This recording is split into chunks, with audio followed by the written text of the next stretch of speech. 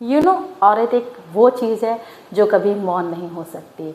औरत को आप बोल सकते हो कि वो हर समय चपड़ चपड़ चपड़ चपड़ अगर कर रही है, इट मीन्स वो औरत खुश है ना, उसको कोई प्रॉब्लम नहीं है।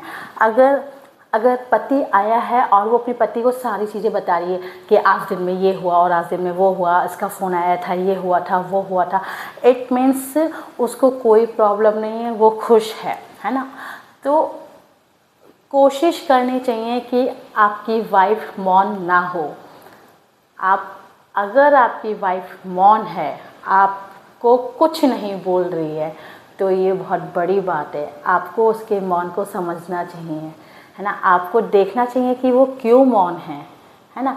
क्योंकि आप जब भी घर में आओगे तो वो औरत का मूड आपको बता देगा कि वो कैसी है। क्योंकि आप जब घर में होगे ना, तो औरत के फेस को देखकर आप समझ जाओगे कि वो खुश है या नहीं। अगर वो आपसे बात कर रही है, आपसे वो सारी चपड़ चपड़ चपड़, अगर वो आपको सब बता रही है कि आप आज दिन में हुआ था, आज इसका फ़ोन आया था, आज उसने ऐसा कहा मुझसे, आज वैसा हुआ, है ना, इट मीन्स ये ज़्यादा अच्छा है औरत के मौन होने से। अगर आपकी वाइफ मौन है तो प्लीज़ उस मौन के पीछे का रीज़न को समझिए। वो क्यों मौन है, क्या रीज़न है कि वो इतनी चपड़ चपड़ करने वाली आपकी वाइफ मौन हो गई है ना। तो उस मौन के पीछे के रीज़न को समझिए और उससे बात करिए, उस प्रॉब्लम को शॉर्ट आउट करिए। क्योंकि मौन रहना एक औरत के लिए बहुत बड़ी बात है, और वो मौन कब आपके हस्बैंड वाइफ के बीच की दिलों की दूरियों को बढ़ा देगी, आपको खुद नहीं पता चलेगा, है ना। क्योंकि अगर औरत मौन हुई तो ज़रूर उसकी मौन के पीछे कोई ना कोई बहुत बड़ा रीज़न होगा जिसकी वजह से वो मौन है। नहीं तो औरत कभी मौन नहीं होती है। उसको ऐसे ही गपशप करना और बिंदास रहना पसंद है। और आई विश कि कोई भी औरत मौन ना हो।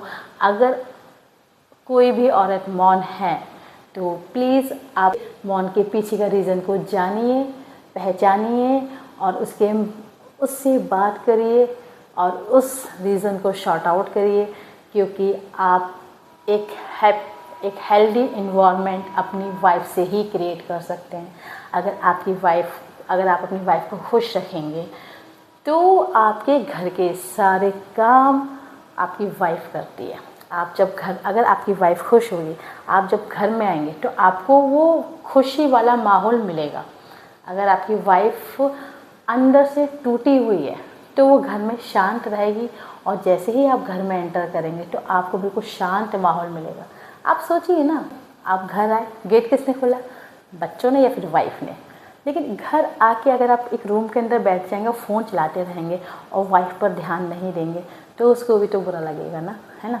तो क्या करना है आपको, you should spend time with your wife and you should talk each other. So आपको अपना एक हेल्दी रिलेशनशिप क्रिएट करना है, हेल्दी इन्वायरमेंट क्रिएट करना है।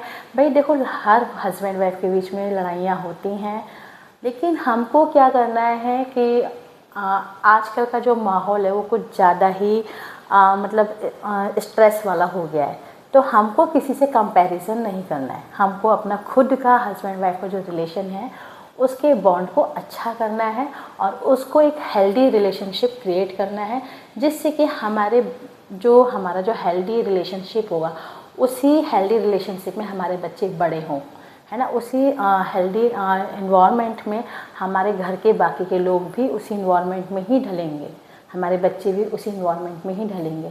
तो बच्चा जैसा घर में देखेगा वो वैसा ही उसकी परवरिश में लगेगा, वो वैसा ही बनेगा। तो सबसे पहले काम है आपको क्या, एक हेल्दी इन्वायरमेंट क्रिएट करने का, है ना।